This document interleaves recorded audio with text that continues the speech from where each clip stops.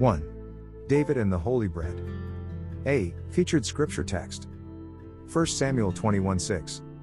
So the priest gave him the holy bread, for there was no bread there but the bread of the presence, which is removed from before the Lord, to be replaced by hot bread on the day it is taken away.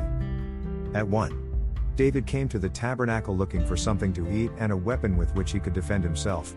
1 Samuel 21:1-9. At 2. Prior to this, David was running from Saul, who was motivated to kill him out of a desire to protect his own throne. 1 Samuel 20:30-31.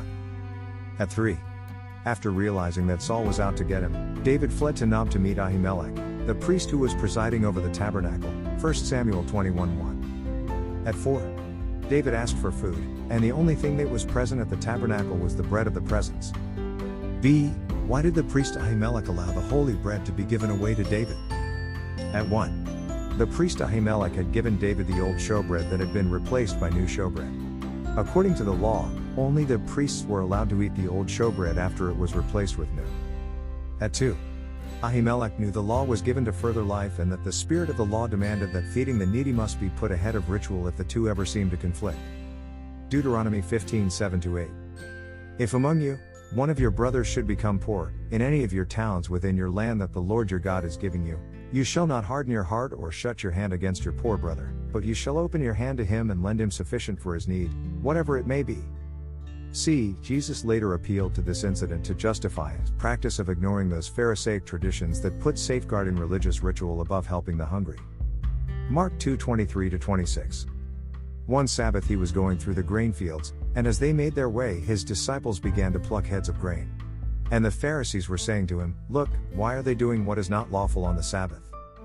And he said to them, "Have you never read what David did, when he was in need and was hungry, he and those who were with him, how he entered the house of God, in the time of Abiathar the high priest, and ate the bread of the presence, which it is not lawful for any but the priests to eat, and also gave it to those who were with him?"